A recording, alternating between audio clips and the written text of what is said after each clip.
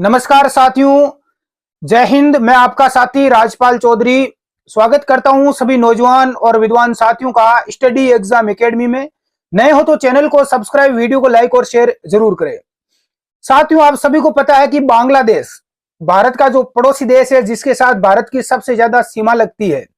आज बांग्लादेश की क्या कंडीशन हो गई है। बांग्लादेश की जो प्रधानमंत्री थी शेख हसीना, जिसको अपना देश छोड़कर भागना पड़ा, ये समय की मार है। जब समय पलटता है, समय जब बदलता है, तो बड़े बड़े बादशाह और राजा होते हैं, उनको भी भागने के लिए यानी अपने ही देश में 2 गज जमीन नहीं मिलती।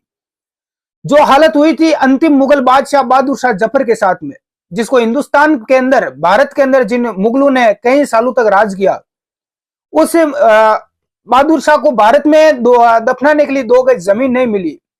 वही हालत आज बांग्लादेश की प्रधानमंत्री शेख हसीना की हो गई। जातिवाद का सबसे बड़ा जो विष हमारे अंदर घोला गया है, विशेष तौर से अपना जो एशिया महाद्वीप है, इसके जो देश है, चाहे भारत हो, बांग्लादेश है, चाहे इसके पड़ोसी पाकिस्तान हो, अफगानिस्तान हो, कोई भी देश है, यहां पर इन नेताओं के द्वारा अपनी राजनीति करने के लिए जातिवाद का सबसे बड़ा, आरक्षण का जो सबसे बड़ा जो विष घोला गया है, इसी का ये परिणाम है। बांग्लादेश की ये हालत थी, वहां पर आरक्षण दिया गया अलग अलग जाति के नाम पर, अलग अलग कैटेगरी वाइज, उसी का आज परिणाम उनको झेलना पड़ रहा है। देश जल रहा है उस आग के अंदर।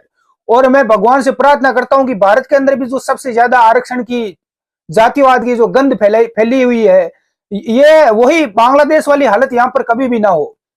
क्योंकि जनता, जो पब्लिक का जो पावर है, उसको ना तो बांग्लादेश की वहां की पुलिस रोक पाई, पुलिस थानों को भी जलाकर राख कर दिया गया, ना वहां की सेना और ना वहां की प्रधानमंत्री रोक पाई।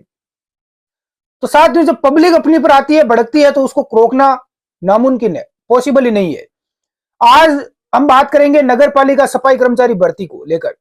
इस भर्ती को सरकार के द्वारा, इन भ्रष्ट नेताओं के द्वारा, अधिकारियों के द्वारा, जिसने इस देश को खोखला बना रखा है, ये अपनी रोटियां सेक रहे हैं। इस देश के लिए कोई नहीं कर रहा। बातें बड़ी बड़ी करते हैं कि भारत देश मेरा मान है, तिरंगा ले रहो, देश के लिए हम काम कर रहे हैं, ये जो नेता, बड़े बड़े जो अधिकारी, लेकिन वास्तविकता नहीं है। ये सब बातें दिखाने की और कहने की है। वास्तविकता में ये कुछ नहीं कर रहे हैं साथियों, आप सभी को पता है। ये केवल अपना घर करने में लगे हुए हैं। विधानसभा के चुनाव हो, लोकसभा के हो, जब रिजल्ट में एक दिन देरी हो जाए तो खलबली मच जाती है। इन नेताओं को हर चीज टाइम पर चाहिए, क्योंकि पावर है इनके पास। और एक आम, सारे के सारे टैक्स एक आम जनता के ऊपर थोप दिए गए हैं। सारा का सारा पैसा जनता भरो, और बारी आती है जब जनता को कुछ देने की, तो मिलता कुछ नहीं है। आज वही बात है नगर पालिका सफाई कर्मचारी भर्ती, जिसको आज 2 साल हो गए।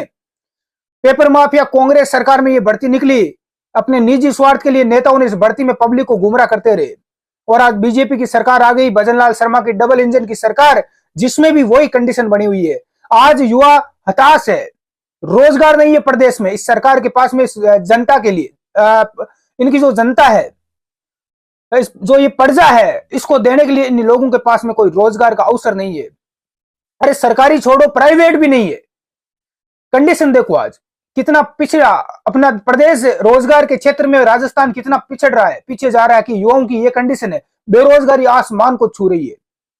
दूसरी तरफ आप देखो, जाकर गुजरात देखो, महाराष्ट्र देखो, कितना वहां पर रोजगार है। गवर्नमेंट जॉब की उतनी आवश्यकता नहीं, प्राइवेट रोजगार भी इतना मिल जाता है, इतनी अच्छी सैलरी मिल जाती है। करे तो करे क्या, इनकी सुनने वाला कोई नहीं। आज सफाई कर्मी भर्ती को लेकर लगातार धरना प्रदर्शन चल रहा है, 2 साल से आंदोलन चल रहा है, युवा राह देख रहा है, लेकिन ये लोग कुछ नहीं कर रहे, केवल अपनी राजनीति कर रहे हैं और अपनी रोटियां सेकने में ये लोग लगे हुए हैं। बड़ी विचित्र बात है, बड़ा दुख होता है जब इन बेरोजगारों की मैं दास्तां सुनता हूं, इनका दुख जब मैं देखता हूं। लोग कर्जे में डूब रहे हैं, कर्ज ले रहे हैं, लोन ले रहे हैं, लोन वापिस किस्तें नहीं भर पा रहे हैं और फांसी खा रहे हैं। कर्जे में डूब रही है यहाँ की जनता और पब्लिक, किसान, मजदूर बेचारा करे तो करे क्या। ये एक हाल है इस प्रदेश का। साथियों, आज भारत के राष्ट्रीय गान के रचयिता, नोबेल पुरस्कार के से सम्मानित रविंद्रनाथ जी टैगोर, जिनकी पुण्यतिथि है, उनको विनम्र श्रद्धांजलि मेरी तरफ से और अपने परिवार की तरफ से। दूसरी सबसे बड़ी बात, आज है भाई 7 अगस्त और हरियाली तीज है। सभी मेरे प्रदेशवासियों को, देशवासी युवाओं को हरियाली तीज की हार्दिक शुभकामनाएं। इसके अलावा साथियों, बहुत सारे मेरे साथी बोलते हैं कि सर एग्जाम गाइड के दिल्ली, तो आपको पता है कि कल राजस्थान में जो सीईटी है, समान पात्रता परीक्षा, उसकी ऑफिशियल विज्ञप्ति जारी हो चुकी है और 9 तारीख से शायद 9 अगस्त से फॉर्म स्टार्ट हो रहे हैं सीईटी के स्नातक लेवल के। यदि आपने बीए कर लिया है, बीएससी, तो आप इसका फॉर्म जरूर भरें, आगे आने वाला एग्जाम आप दे पाएंगे। सीईटी में भी 1/3 इस बार माइनस मार्किंग भी होगी, 40% नंबर लाना जरूरी है। तो आप सीईटी की तैयारी करें, डेली पढ़ाई करें। एग्जाम गाइड के सवाल में डेली डालूंगा अपने टेलीग्राम ग्रुप और व्हाट्सएप ग्रुप में, स्टडी एग्जाम एकेडमी में, लिंक नीचे डिस्क्रिप्शन में, उसको आप ज्वाइन कर लेना। इसके अलावा जुलाई 2025 तक का भर्ती कैलेंडर तैयार हो चुका है। सबसे बड़ी न्यूज है कि अपना भर्ती कैलेंडर है वो तैयार हो चुका है। रिजल्ट जल्द जारी करना होगा प्राथमिकता, जल्दी उनका भर्ती होगी, टाइम पर रिजल्ट होगा। ये केवल कहने की बातें हैं, होगी या नहीं होगी वो आगे पता चलेगा। आपको पता है कि मीणा ने आरपीएससी चेयरमैन का अतिरिक्त पदभार भी ग्रहण किया है। आरपीएससी की कार्यवाहक चेयरमैन कैलाश चंद्र मीणा ने मंगलवार को इसका कार्यभार संभाल लिया है। मीडिया से चर्चा के दौरान उन्होंने कहा है कि जुलाई 2025 तक परीक्षाओं का कैलेंडर बन चुका है। 2025 तक जो भी परीक्षा होगी उन सब का भर्ती कैलेंडर तैयार कर दिया गया है, कौन कौन से एग्जाम है, और एग्जाम लगभग सीईटी यानी समान पात्रता परीक्षा, जो पात्रता परीक्षा इसके अकॉर्डिंग होगा। अब देखो सीईटी क्यों लागू की गई। सीईटी से बहुत सारे युवा परेशान है क्योंकि सीईटी का सिलेबस बहुत लंबा चौड़ा है। चाहे आप यूपीएससी की और आरएस की तैयारी कर लो, चाहे सीईटी का एग्जाम दे दो, क्योंकि इसमें इंडिया का जीके पूरा है, पूरा भूगोल हो, राजनीति हो, चाहे अर्थव्यवस्था हो, राजस्थान का भी जीके पूरा है, मैथ है, रीजनिंग है, साइंस है, इंग्लिश, हिंदी, तो लगभग पूरा साइंस भी और पूरा सिलेबस लगभग आप मान लो एक भी छूटा हुआ कुछ नहीं है। तो इतना लंबा सिलेबस से युवा काफी परेशान है, तैयारी करने के लिए टाइम नहीं है। एग्जाम की डेट आगे की 25 सितंबर से एग्जाम है। तो सीईटी क्यों लागू की गई, क्योंकि पेपर आउट हो रहे। पेपर आउट करवा कौन रहा है, कहीं ना कहीं चूक है। अरे जो नेता है, अधिकारी है, कहीं ना कहीं इनमें गड़बड़ी है, तभी तो हिम्मत हो रही है, पेपर माफियाओं के ऊपर कार्रवाई नहीं हो रही है। क्यों, कैसे पेपर आउट होता है, सिस्टम में कुछ ना कुछ गड़बड़ी है, तभी तो हो रहा है। सुनने में तो आता है कि जो कई मंत्री है, अधिकारी, जो बड़े बड़े नेता है, विधायक है, उन्हीं का ही हाथ है, अपने कई रिलेटिव को, अपने जानकारों को नौकरियां दे दी आउट करवा के। तो बहुत सारी चीजें सोशल मीडिया पर देखने को हमें मिलती है। तो ये बड़ी विचित्र बात है साथियों कि लोग अपने निजी स्वार्थ के लिए किसी भी हद तक गिर जाते हैं।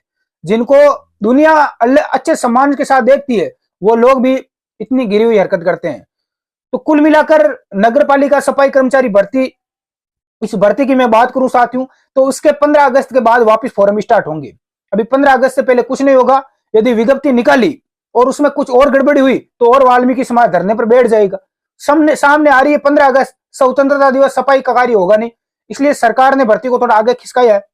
15 अगस्त के बाद नई विज्ञप्ति आएगी और उसके अकॉर्डिंग आपने यदि फॉर्म भर दिया तो वापस फीस नहीं देना, नहीं वापस फॉर्म भरना, नए फॉर्म भरवाए जाएंगे, उसके बाद आपकी भर्ती आगे करवाई जाएगी। तो प्रैक्टिकल की भी आप तैयारी करें, जो साथी करना चाहते हैं।